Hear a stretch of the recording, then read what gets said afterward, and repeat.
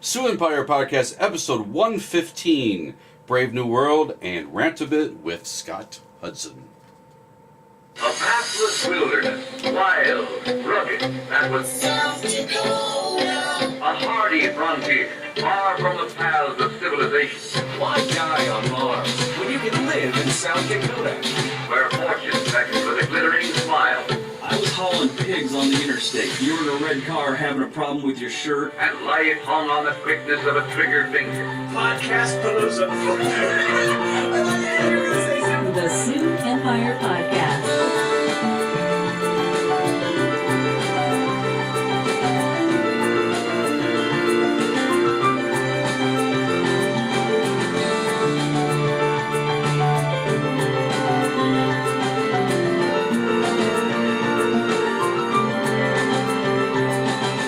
Well, hello everyone, and welcome again to another fantastic episode of the Sioux Empire Podcast. I am your host, Robert Mailing, and this is the Sioux Empire Podcast, the quirky but harmless podcast that's all about Sioux Empire news, comedy, music, and culture. Also joining us today is super eager to talk about his dystopian novel for this week, Seth Glover. What's up, people? The Sama is good. Let's all just take it. And also joining us is Natasha Estes. I never know what to say for the thing, so I just don't. And back for more punishment is podcast guru on the Soma here, Scott Hudson. I never run out of things to say. Thanks for having me on. Yeah, no problem. Let's jump right into a little Seth's book club.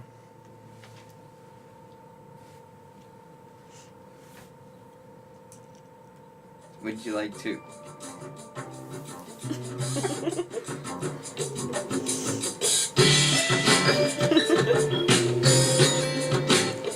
What's that sound? It's the sound of Seth's Sioux Empire Podcast bi-weekly book club. The books aren't about the Sioux Empire, but Seth reads them in the Sioux Empire.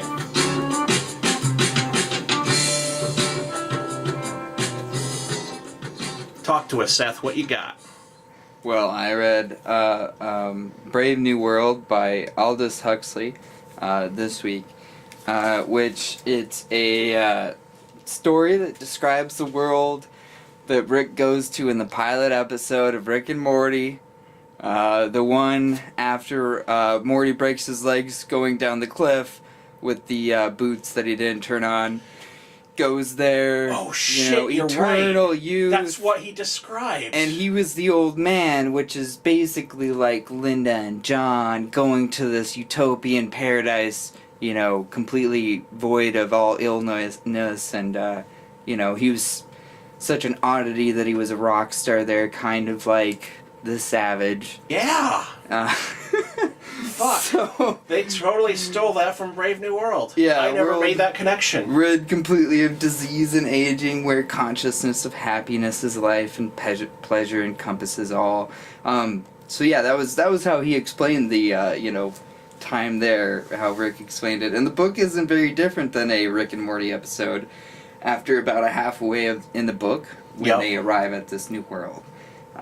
Two strangers appear, one of which the people don't care about, the other everyone is mesmerized by. So that falls in line with Linda being not cared for and John being a celebrity of sorts. So yeah, it starts out, the book sets the scene of a utopia, which is very rigid and very rigid yet laid back. Really, right, exactly. It sort of seems to be the perfect harmony, have perfect harmony for everyone, and there's no religion, no families, which, who the hell wouldn't say that would be more harmonious? And no sickness. I really like that Huxley talked about conditioning. The book was published in 1932. Which is fucking amazing when you think about it. Not really. Because Pavlov's dog was, I think a paper was published on that in 1902. So there's classical conditioning. And, Pavlov actually was doing the experiments in the 1890s. So there was already the idea of I meant in the, idea of the whole society dystopian, like, built on that. I'm gonna get to that too. Okay. I'm gonna get to Okay. that too. But anyway, yeah, there was conditioning talked about in Pavlov's dog. I think it was published in 1902. But operant conditioning didn't come around until I think it was in the 20s. Okay. That operant conditioning was being researched and there were papers being published on it. So, you know, you really get the sense that this guy, you know, the author cared about science, the actual science of his day, and thought about how that would affect society. What I was talking about with the references to this guy's, this amazing futurist that Huxley was, he talks about taxicopters, and Uber is fucking trying to make taxicopters. So whether or not it actually happens, people are investing money in making something that this guy in the 1920s, 30s fantasized or imagined in his fucking mind, with just so many other terrible similarities to today. I think you both have read the book, so Oh, yeah. that was I guess, you know, middle of the book they go into this reserve, which, as they taught it and conditioned the children of the utopia as a reserve, was owing to unfavorable climate or geological conditions or poverty of natural resources, and has not been worth the expense of civilizing. So they go to this, you know, basically So Albuquerque. Yeah. Oh god, it's so true. I've been there. Go to that reserve, and they come across this woman who was originally from a utopia but left and had this child. So you had this. Yeah, she'd gotten, like, lost by a guy. Because even the guy that sends them to the sanctuary or whatever says it's, like, dangerous because he was with a woman there and got lost. And it's her. It was foreshadowing before the event occurred, Yeah. absolutely. So yeah, you meet that woman, and she had a child, and eventually those two get taken back to this utopia on some sort of experimental research base, which, damn, the ending of this book is just like, it's great. It's worth every page and word. But yeah, that's it was a great read. A little longer than normal, guys, so I'm sorry for the guys who read are in the book club for the under 100 pagers. But Yeah. You get that Lovecraft just, like, expanded your mind now. Now you're going all over the place. Lovecraft is dope. I mean, I haven't I read was- any other than I the was first kind of one, but- hoping to get more Lovecraft, but then I saw you this one, I will. was just like, this is a good one too. But yeah, I'm telling you, the next one you should do is definitely Mountains of Madness. Anyway, back on topic here. I'm curious, now that you've read that one, have you read 1984? But you're probably familiar with the tropes of it, right? Big Brother, surveillance state, stuff like that. Yeah, exactly. What do you think? There's kind of a, like, in the literary world, a rivalry between people who are like, Huxley is more relevant than... Oh, go ahead. So, 1894 was written after Brave New World. Yeah. And in the back of this book, there is a incredibly interesting letter that Huxley wrote to Orwell. No shit? And, which I love. I'm so glad they put this in there. So he sent to him as Orwell sent him a book, a copy. He had his publisher send Huxley a copy. And the end of it is, I feel that the nightmare of 1984 is destined to modulate into the nightmare of a world having more resemblance to that which I imagined in Brave New World. The change which will be brought about as a result of a felt need for increased efficiency. Meanwhile, of course, there may be a large-scale biological and atomic war, in which case we shall have nightmares of other and scarcely imaginable kinds. Thank you once again for the book. Yours sincerely, Aldous Huxley. To Orwell, I think that was in I'm not sure when, well, obviously he probably sent it, in 1949. Okay. So I kind of got lost there a little bit. So is he saying that... 1984 into Brave New World, that's what he's saying. He's saying that Which is 1984 is like descriptive of, would be like on the journey to Brave New World.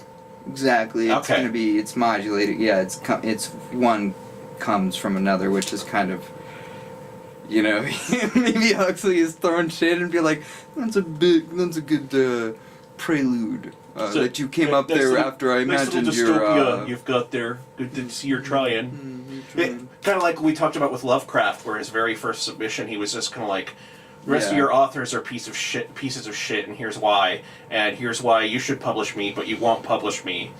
But if you do publish me, don't fucking touch my stuff because you're not smart enough.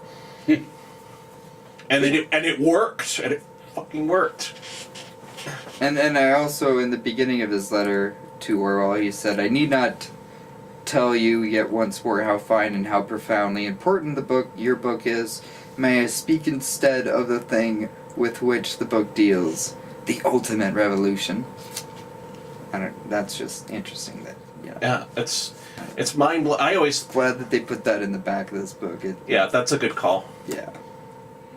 So, what do you think about 84 versus Brave New World? No, I haven't read 84, my friend. I know, but you know the tropes. You know, like... Well, I think that 84 sounds a hell of a lot like Right Now, and I think that Brave New World sort of sounds like the medicated state that maybe perhaps if police are, So keen, you kind of... I don't think police of this day are going to be keen on drugging and making happy their soon-to-be victimized people. Criminals. But or not pregnant women. Yeah. Sorry.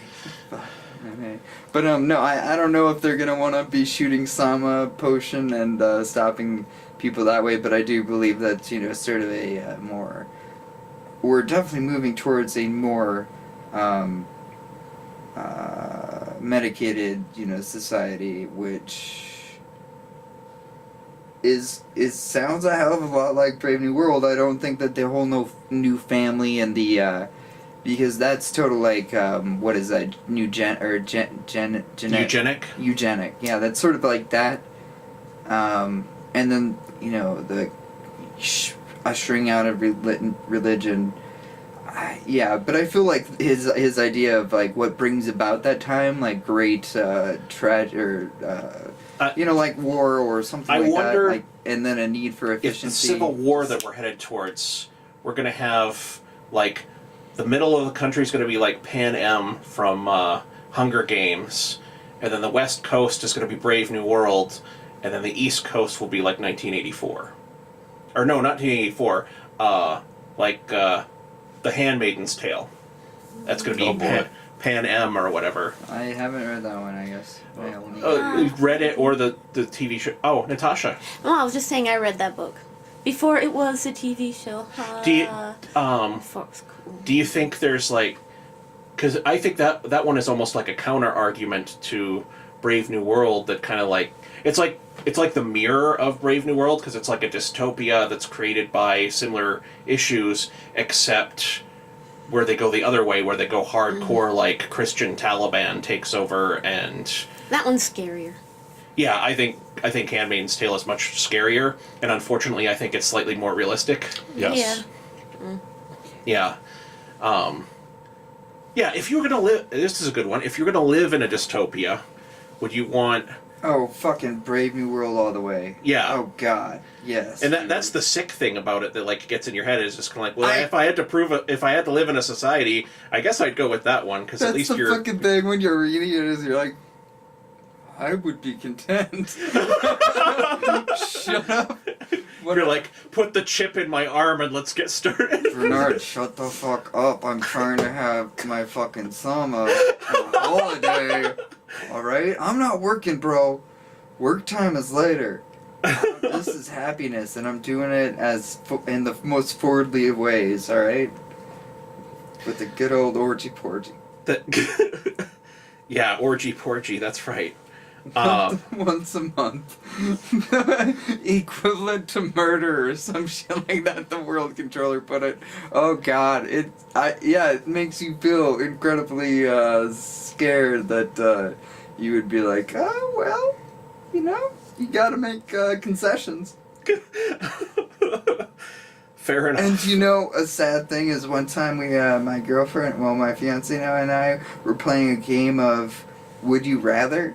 And her question was, would you rather be a woman, or would you rather have no science? And I chose no science because I get the plight, I understand it, and I don't want none.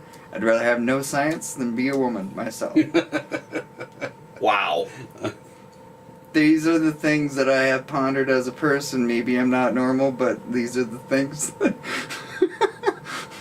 Natasha, you have any comment or thoughts on that? Or are you like not touching that with a 10-foot pole? Not touching that with a 10-foot pole. Got it. Okay. Anything else before we segue out of that awkwardness? Scott, what do you think? 1984? Brave Yeah. New World? What dystopia would you want to live in? Brave New World, definitely. Yeah, exactly. You sure it's not 1884 with the whole Big Brother tie-in? If you're not going No. I prefer to view my Big Brother world rather than live it. Sure. That makes sense. Because then you get the omnipotent, like, just floating there, not having to participate. It's like, it's a lot more fun to read 1984 than live it. Yeah, exactly. There you go. Okay. So, let us transition. And I don't have good transition music right now. So, let's just jump right in. It's okay, we don't have 10 seconds to wait anyway. Let's just segue now. Yep. Let's do it. Let's do it. Okay. So, Scott, Yes. welcome to the podcast this second time around. And now we're actually going to let you talk. And let Well, you... I did a lot of talking the first time. I know, I'm just... I'm being specious, but you get it. But talk about what you do. What kind of... What you do. What you do, Scott. Well, And why you do? well, in some respects, I don't do a lot, but in other respects, I do too much. You know, it's funny because when we were talking before we went on there, you did, or when you introduced me, I forgot how you called me, the godfather of podcasting. Yeah, and I thought about it. I think I did have the first Sioux Falls podcast. I researched it a lot before I launched, and based on that research, I would concur with that. Because you were I like think the so. first name that ever came up, and the longest running one that I know of. And I'm sure there might have been a couple of small ones. Not that mine are super big or anything, but Sure. Yeah, 2011 I think is when I started my music show, or maybe late 2010, somewhere Yeah. in there. So that I think puts- the end of 2010 actually. Then that puts you ahead of Chaos Reigns, which is the other longest running podcast that I know of. So. Okay. And basically what happened there is I had, the 90s I wrote for Tempest. I was a music collector for decades. I don't know if we've ever talked about Tempest on this podcast. We talked about it a little with Patrick Lally, maybe. Do you guys remember, Natasha and Seth, do you remember Tempest? It was the magazine that was like... It was like our Sioux Falls version of the City Pages. From Yeah. my life, no, but I think from Patrick. Okay, Yeah. but you remember a little bit that it's, like City Pages is Yeah. an example. So I had collected over because I'm insane. If I like Of course. an artist, I have to have everything they ever made. And so I had built up this giant library of over 100,000 songs, and it's like, well, I only listened to the last 3 records I bought. So I have these 100,000 songs I never touched. It's like, why don't I do a show? And at first, it was more of an interview / music show.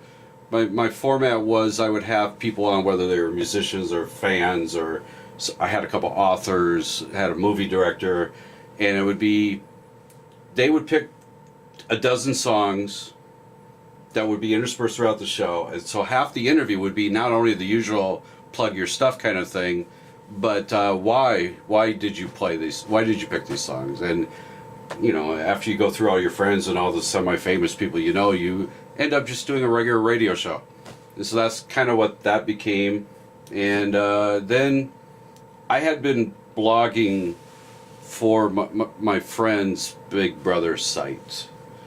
And once I started doing podcasting, I realized I didn't want to write anymore, even though I ended up writing for the Argus. Sure. And so I said, why don't we try to do a talk show? Because at that point, there wasn't any real talk shows based on that show. Yeah. And the couple that were really, really bad. They loved everything and everybody. And they would do, if they had a chat, so the chat says you look pretty tonight. Nobody wants to listen to that. Yeah. I wanted to have an uncensored, very opinionated show. And this is why Big Brother works for talk shows. It's the one show that has live feeds. I can watch 24/7. Just like I'm fascinated like how a record is made, Yeah. or how a movie is made. I'm kind of fascinated how TV shows are made, and with Big Brother you can, and so you do see how this person that on the TV version is shown to be an angel, but you see that they're really the biggest fucking assholes in the world. Nice. That's the See, kind of that's cool. I always argue that, like, there should be a special, like, Emmy Award for the editors of reality TV shows. Yes. Because they essentially have to, like, create a narrative. Basically, they get this block of content, and it's Right. like, create a narrative, an arc, characters, etc., out of all this raw footage. and with Big Brother, they have to do it on the fly. You know, Yep. Survivor's filmed 6 months ahead of time. Yep. So they know the end game when they're creating the footage. Big Brother, you know, what you see on Wednesday night, they filmed Monday night. You know, that's the quick turnaround. So that's what we created. We actually take audio clips from the live feeds, and we point and laugh at them a lot. And we're semi-controversial at times.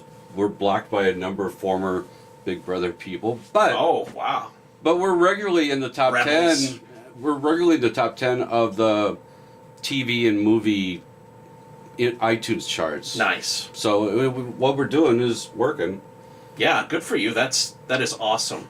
And through that, going on for all the other shows, a couple years ago we discovered Patreon, and so one of the rewards that we offered was that Colette, one of my co-hosts, and I were doing a show called Day Drinking, and we decided that once Big Brother was done for the year, that we would continue day drinking through.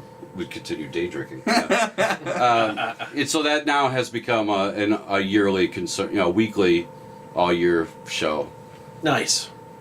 and yeah, then we have a bonus show to that too, and then now more Big Brother related stuff. We got approached by an app called TV Party.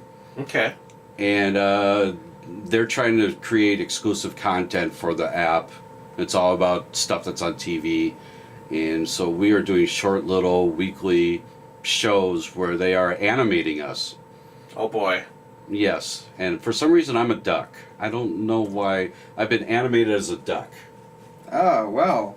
I mean, Well, how do you feel about ducks on the regular? I- Do you like... I'm Have you sorry, ever fed a duck sorry to with hear bread? that, but would you like some little pieces of bread or something while you? It might help, yes. Yeah, yes. while you feel. But I'm a duck like in human form. It's just You're, really you're strange. like Howard the Duck. Howard You're the Scott the Duck. Duck. Well, I mean, what happened was we had a phone call where they wanted ideas from us for, Characters? one of the ideas was every week we'd be something different. Okay. Ah. Well, and so, I brought up duck because there is usually a little rubber duck in the pool on Big Brother, just floating around constantly. It's kind of, and I just brought that up. Next thing you know, that's how they drew me. It's like, okay, Colette, she's drawn as a cute little blonde girl, but but whatever, You know what would be great if they did draw, like, your head as the floaty? Like the circular floaty, and Yeah, you that would be just had kinda the cool. body of Yeah. a human. Just So that's a short little thing, like 15 minutes or 10 to 15 minutes weekly. Nice. And I think we're hoping that kind of jumpstarts the other things that we do a Sure. little bit more than it already does. That's it. That's 5 minutes of me condensed. So, how did you get started into like podcasting? You're talking about like 2010. I want to say the first podcasts were like 2005, right? That was like the proto era. Because I remember on my iPod downloading a podcast episode of like 10-Minute Philosophy or something like that while I was in college. And just, I mean, very primitive, different days for podcasting. But why were you like, I want a podcast specifically? I'm involved. Shockingly, I'm involved in a ton of online communities, Sure. and one of them was a replacements, board and group and whatever. And the Replacements are my favorite band ever. okay. And so There was somebody in there that was already doing some kind of short little music show weekly. Okay. And so it's like, tell me how do you do that? He gave me some tips.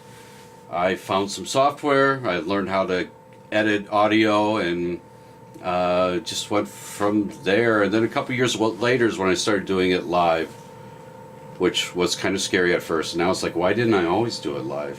But yeah, there's a trade-off for me for doing live like this. I get more control and more editing, and I'm going to have better video quality because we pre-recorded it. And boy, do we need it. Hey-o.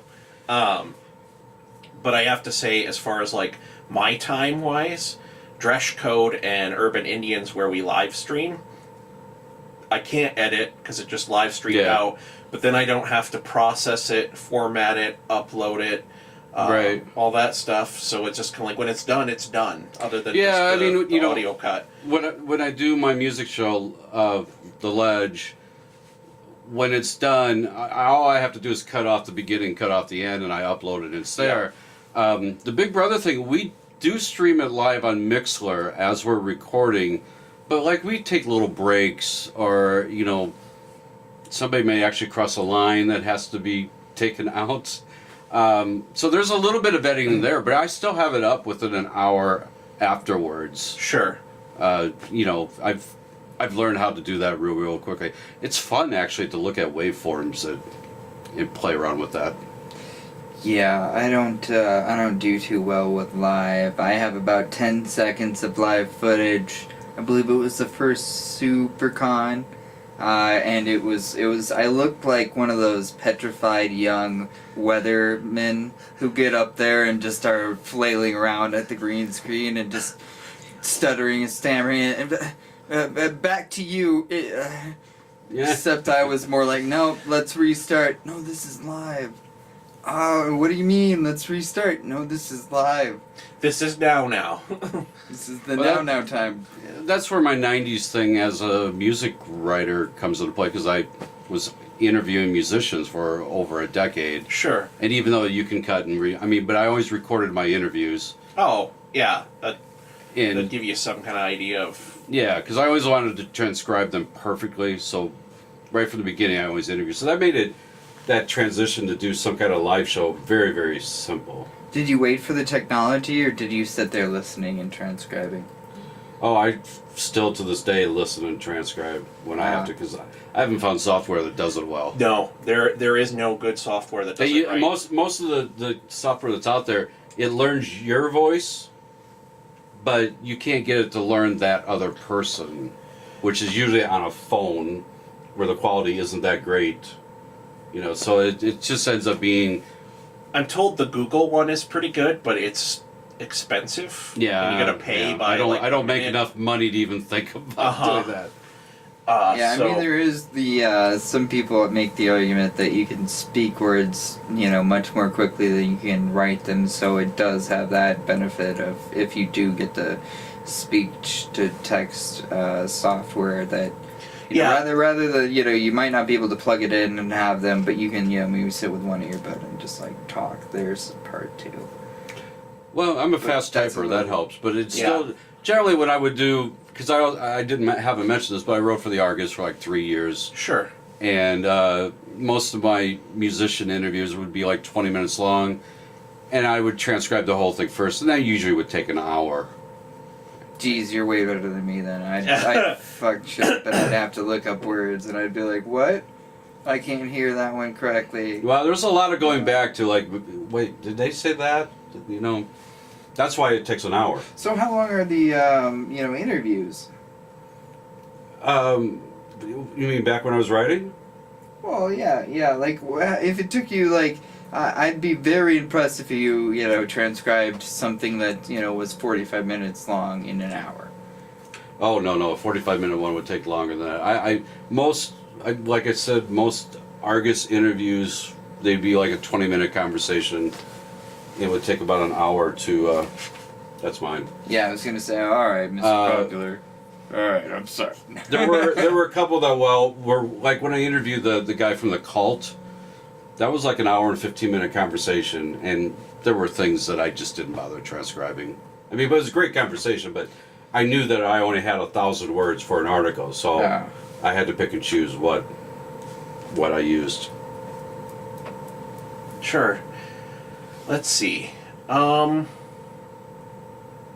What's your favorite of all this? Do you like the music the most? The Big Brother stuff? Or do you like the idea of having multiple things going on and mixing it up? I like the idea of multiple things. They each have their own, I mean, the music thing is fun because I feel that I have some knowledge and and when I listen to Live Ledge, I get the impression that you really enjoy this and appreciate music on a whole level that I will never. I'm like, it sounds good, and it's just like, it's kind of like before and after you take a music appreciation class, where it's like, we can really see the structure there, blah blah blah blah blah, and before it's just kind of like, I like the noise that make me feel good.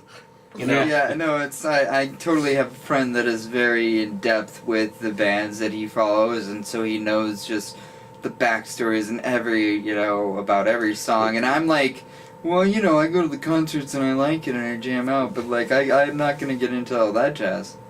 Yeah, I'm the same person that buys every British music magazine there is and buys a ton of books and so I have a pretty good stash of info, and so I hope that comes across on the show. Yeah, but then again, like I said, the other shows they fill other. I like the notoriety I get from the Big Brother thing. Yeah. And I understand that people don't like the show or don't like reality TV or don't like this or that. But what we do is kind of fun and it's kind of edgy, and so I enjoy that. With the bashing reality TV, here's where I always put that. I put that in the same category as Jim Gaffigan when he's talking about McDonald's, and he's just like, people are always saying, "Oh, you ate at McDonald's? I didn't know I was a better person than you." And he's like, but here's the thing. That sign up there says they've served like 80 billion burgers, but everyone says they don't eat at McDonald's. I think people are liars. Yeah, I mean, I don't understand. I get that a lot too. I mean, I like stuff that is considered high art, but I also like stuff that's gutter material. I mean, there's no high art in the Brave New World. But true. And so I will, there will be people on Facebook sometimes that will say, I don't watch TV, I read. What, you mean I don't read? Are you trying to say that I'm too dumb to read? I probably read more books than you do, motherfucker. I love Me Bill word Hicks. good. I love Bill Hicks' joke about this. So I was sitting at this cafe one night and I was reading a book, and the waitress came up to me and she was like, "What you reading for? Not what am I reading? What am I reading for?" Well, madam, this is this book. Can you read it? And it's a story. Okay, but no, that's not part of the joke. I made it shitty. Bill Hicks, everybody. He's dead, but nobody can do Bill Hicks justice. No. That's true. He's just like Mitch Hedberg. There are some comedic geniuses that are lost. Did they reanimate him? Been waiting for it. No, they can bring heroin addicts back from the life, I hear now. Sorry. Oh, that's horrible. Oh God. No, I was thinking like his wife or someone with his estate or something like that Yeah, was there's saying some that a bunch unreleased of stuff coming unreleased out. Mitch Hedberg that's going to be released. Yeah, Mark Maron had his ex or wife or whatever on his podcast, and she talked about that back in maybe 2013 or 14. Okay. That he had some unreleased stuff, and that's a good episode because apparently people thought that Mitch died alone. Well, no, she was in the room with him and tells that story. So it's a very fascinating one. I don't think you can probably still catch it without paying for it because you can only get the last 50 episodes without paying for it. But it's worth it. He's got a lot of good, and people that have died. Like Greg Giraldo was one of his first ones. That was an interesting lawyer turned comedian. But yeah. I digressed. I actually wanted to go in the other direction, and rather than talk about the Big Brother, like what instigated you getting into music journalism and talking to musicians and doing that. I've been insane about music all my life, really. I mean, I was buying when I was 7 years old, I was taking my allowance money in buying the 3 for $2.45s at Lewis Drug. I mean, that shows how old I am. That's a different language, sir. I don't know what numbers you threw at me, but I'm not good with math. Were those the ones you could play in pterodactyls? Right. Okay. I didn't know about 3-2 beer until I read it, not until they bring the trolley cars back. Really? Oh yeah, I didn't know about that until reading a story about the 1950s and heard about the 3-2 flu, and I had to ask what the fuck that was. I was one of the last, 82 is when the law changed. So Yeah. I was able to drink 3-2 beer for a couple of years before they made it all one age. But when I went to college, I did college radio, and so that got me into creating songs that trying to create songs that go together and things like that. And I kept doing shows on Augie's KUR years after that. What was your DJ name? I just did college radio. No, my real name. Oh, Yeah. missed opportunity, man. I wanted the notoriety. Because everyone on fucking everyone on public radio has a crazy name. No, everyone on college radio has to have a Mr. Midnight or Mr. X. That wasn't me. But that was a good way to discover things I'd never heard. In fact, my first show was an overnight, midnight to 6. And I'd come in half popped and go through the big, they had a wall of a library back then. Half pop, does that mean hi? Yes. Okay, I knew it. And so it'd be like, this record looks cool, let me try this, and I'd play it. But then, what happened was Tempest started. I wasn't involved with Tempest at first, and the person that they did have write music stuff at the beginning was, in my opinion, not good. And I didn't know Lally. I didn't know anybody at Tempest at the time. And I wrote a little, it wasn't email. I wrote them a little letter saying their music coverage sucked. Okay, Lovecraft. And next thing I know, I'm interviewing the Scorpions. Yeah, that's got to be interesting because, your story almost sounds like an almost famous sort of story of you're just being a kid that loves music. And that's pretty much it. Growing up one day and then getting into the scene, and then I suppose that you figured out how to get in contact with these artists probably a little bit from that. Yeah. And so that's cool. Yeah, I think the best thing that I learned from doing that, from writing for the Tempest or writing for the Argus, is what I like isn't all that's out there. I don't, I've learned that I have a very, very strong opinion, as many people know, but I don't really care what somebody else likes. Their likes and dislikes are as valid as mine. So like when the Argus within reason. Within reason. So like when the Argus would say, you gotta interview this hayseed country act that's playing the arena, I'll do, I'll be fine with it. I will do the same research I do if it's my favorite band coming to town, and try to ask them the best questions I can. And so when I would write that story afterwards, I would leave my personal opinions out of it, because that's my job. My job was to write on this act that's coming to town. And sometimes, if I really hated them, the best thing to do is let them hang by their own words. Yeah. Let them hang themselves. It's the preparation that differentiates the music fanatic and the, music listener, I suppose, because I like to see bands and go there with no knowledge, precursor to them, don't listen to their music or anything, and just see them live.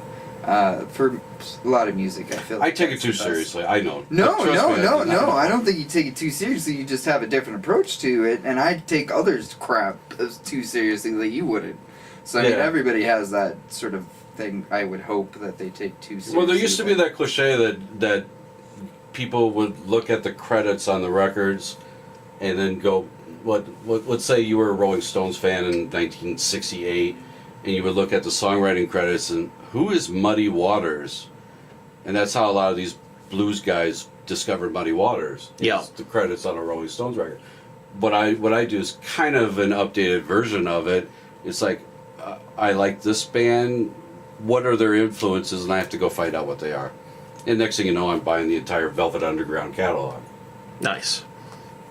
So that's the insanity of a music collector, which is probably no different than a collector of anything else. Yeah, Well, I mean- everybody's got their thing they collect. Because I always love when people are just like, man, think of the money that you must spend on podcast equipment, and then they turn around and like, you know, like my brother, and be like, look at the money you spend on this, and then it's like, didn't you just go on a big hunting trip to Custer State Park and spend like $20,000 or some like ridiculous amount that I could never ever spend on anything like this? Being a guy that's been into music for a long time and collecting it, you must be overjoyed with the advances in technology and the fact that you don't have to carry around a crap load of records and you can have, you know, terabyte worth of music on a hard Yes, drive. which I do. Or are you a dude that sits there with a record player and is like, it just doesn't sound right if it's not on a vinyl, bro?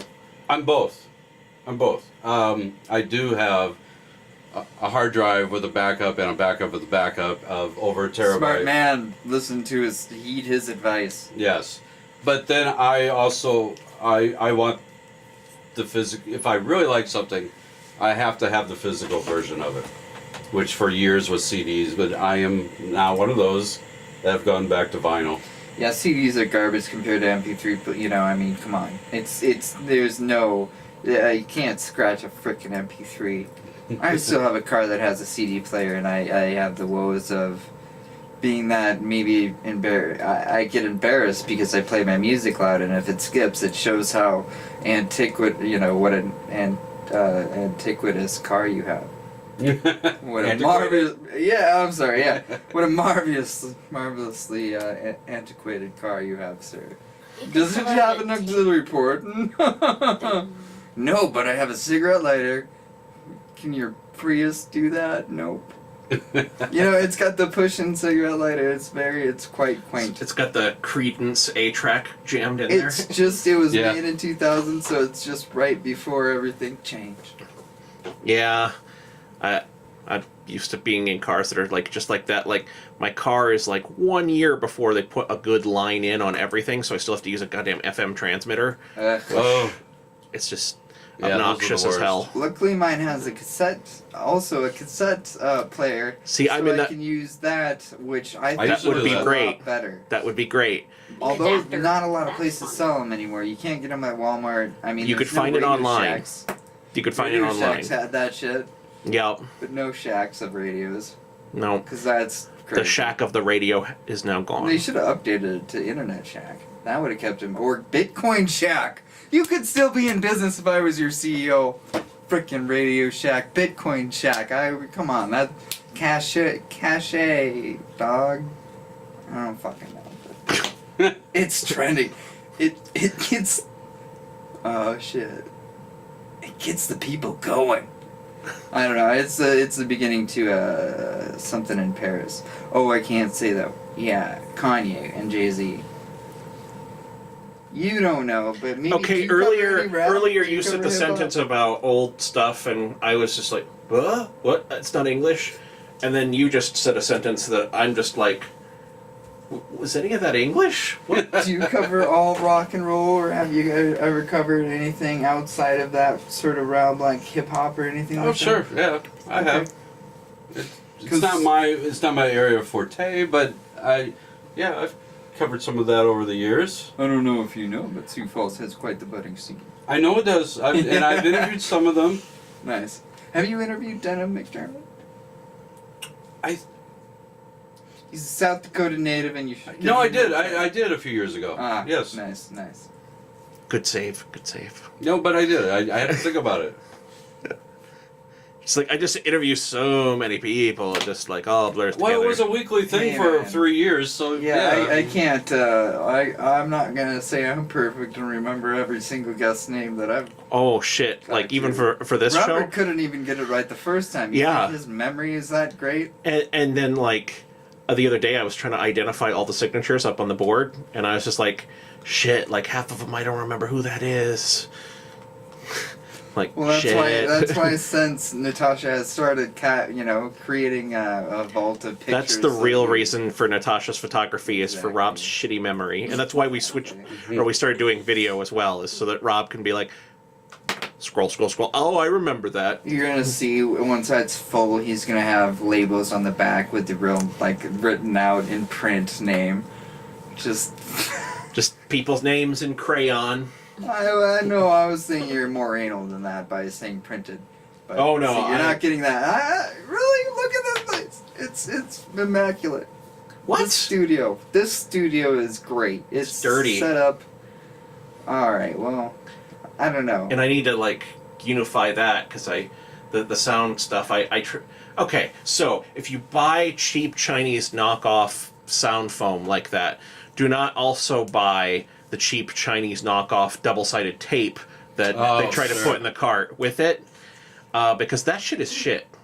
Yeah, it I doesn't can feel believe off that. too great. And not at all, really. Oh my god! but it does work long enough to make you think it worked, and then you come in the next day and your entire studio. What did Amanda's like?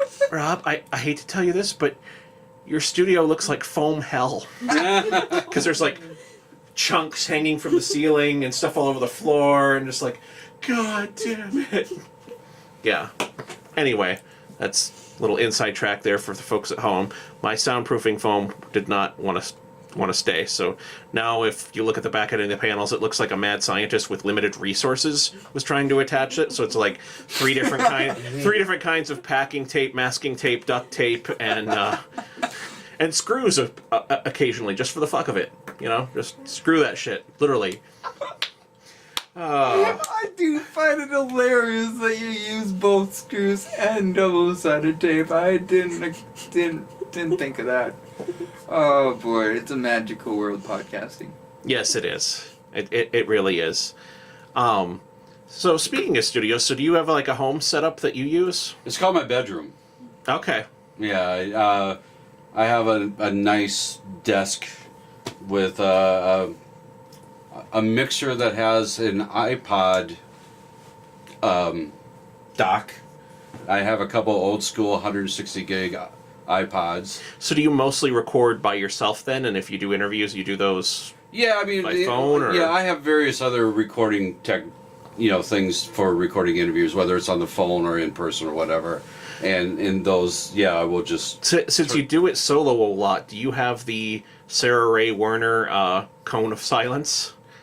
If you see that, Sarah Ray Werner, I'd say she's the second biggest podcaster here in Sioux Falls, because she's in new and notable on iTunes constantly, and she got figured at Forbes and a bunch of stuff with her Girl in Space podcast. Anyway, when she records, her sound quality is always fucking amazing. I'm always blown away by it. And the secret is that she's got a bunch of chicken wire and the soundproof foam around it, like a cone, that she sits on her desk with the microphone inside of it, and then she just sticks her head in that and then has a script that she reads down here with a flashlight. No, I don't do that. But I have good equipment. But her audio is Yeah. NPR level, because I was just I'm so blown away by how great it sounds, and then she showed me a photo, and it looks like freaking farm arts and crafts mixed with foam and stuff, just making this cone. And just No, So- I have good mics and a nice mixer and 3 laptops. That's how it works for me. Nice. So I'm sorry to digress once again, but hearing you say iPods, I just have to cast shade at Apple and say, how's been transferring the musics across anything other than an Apple device? Sorry, I had to say it. I just have to always point out how ridiculously complicated they make transferring your frickin' files that you paid for. So that's my rant, but it records as a wave Yep. voice memo, Yep. and I hook it up to my laptop and it immediately says, "Do you want to download?" And I click and it transfers over. oh no, I don't expect to reach for it from you, sir. You just use their But products. I understand. they I understand do the screw over. Yeah, because iTunes, if you buy. You'd just like to say fuck Apple's DRM. basically. Apple's DRM. Fuck Apple for their whole, anti-right to repair stuff. Oh yeah, that's bullshit. And the iTunes interface Subject, is no. probably the least convenient for music collectors ever. But Yeah, it's pretty much and they what we have. change it, and then so that if you I try not to download any updates. Yeah. There you go, sir. That is one thing that is, I have to advise against it in some cases for security, but iTunes don't update Apple shit, or else you'll have slowed down products, and it's their garbage. Sorry, casting shade. Just want people to know they get viruses. They can get viruses. good to know. This has been Seth. Glad we interrupted this interview for Seth's "I fucking hate Apple" moment. One thing that they do correctly is they don't work with government to decrypt their phones. So I applaud you for that one good thing. La-di-da. You're no Steve Jobs. Get out of here, Apple. We don't care anymore. Bring back the old iMacs with cool colors and such. Sorry, that's my age. That's my age. Oh boy. So I think this is probably a good point to. The Sioux Empire Podcast proudly presents this week's Shameless Plugs. So one more time, Scott, go ahead and just All right. rattle off where people can learn about you and see your stuff and etc. etc. ScottHudson.blogspot.com, patreon.com/BigBrotherGossip. You can listen live on Saturday nights at 9 p.m. to the Big Brother Gossip Show at Mixlr, mixlr.com/big hyphen whatever. Dash, yeah. Just go, big dash Just Google brother it. dash gossip dash show. And also patreon.com/day drinking. I think that's enough. Okay, fair enough. Let's see, Natasha, what do you want to shamelessly plug this week? Hopefully by this airing, some crafts that I have finished. Nice. So you've got 1 week for that to be a self-fulfilled prophecy. Seth, what the fuck is your phone doing to my Sound computer? effects brought to you by Windows. Just another. You're fine. Just plug. let it charge. Let it do its thing. It just. Seth, what's your shameless plug? Your phone derailed my mind, Natasha. Damn it. Rob's worst You're more fear. powerful than my broke phone. my head thought thing head brain. It's like a I headache had with one and pictures. I really wanted to say it, so I'm not gonna maybe give up on thinking about it. So maybe somebody else should go. Okay, I'll go ahead and list some stuff here. First off, I want to give a huge Patreon thank you to Matthew Paulson for signing up for Patreon. He, I believe, contributed at the pheasant level, which means that the Sioux Empire Podcast guarantees that you will never be hunted for sport by rich people. Just unplug it for the remainder of the Shameless Plugs. It's not that long. So, let's see. Also, once again, remember to support us here. If you like what we do, if you like our random sound effects in the middle of us talking, please support the Sioux Empire Podcast and the work we do to bring you original local content at patreon.com/Sioux Falls. Also, just a reminder that we are now on Live 605, streaming radio station. All of our shows are on there. I believe this program is either Monday or Tuesday nights. I will post that on the blog for sure. But all of our shows are like constantly looping on that station. They got a lot of great music, local music content too, and some of the other podcasts that are kind of our sister shows like Chaos Reigns and Art of Bombing with Dan Bubbets Jr. Be sure to check out all of those shows at Live 605.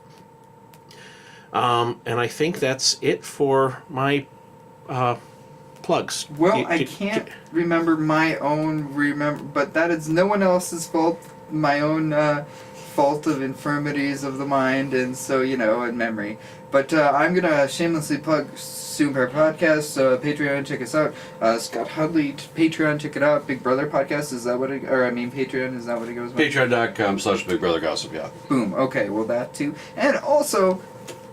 Because there was such a spirited discussion, instigated from it, or fucking whatever. I don't know the words that I want to use anymore. I've been up for a while. I work overnights. But all the futuristic thinkers out there, like Huxley and Orwell, that write their thoughts and put it out there for the world to read. The makers of the high art, as we've discussed on this podcast, and all the podcasters out there, 605. Everyone. Siouxpercon.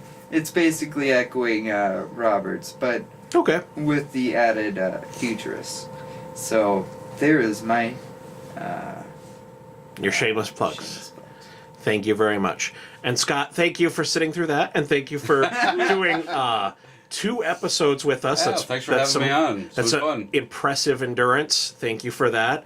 And we look forward to hearing about how your projects go and checking out that animated stuff. And thank you for coming, and we will see all of you next week. See ya.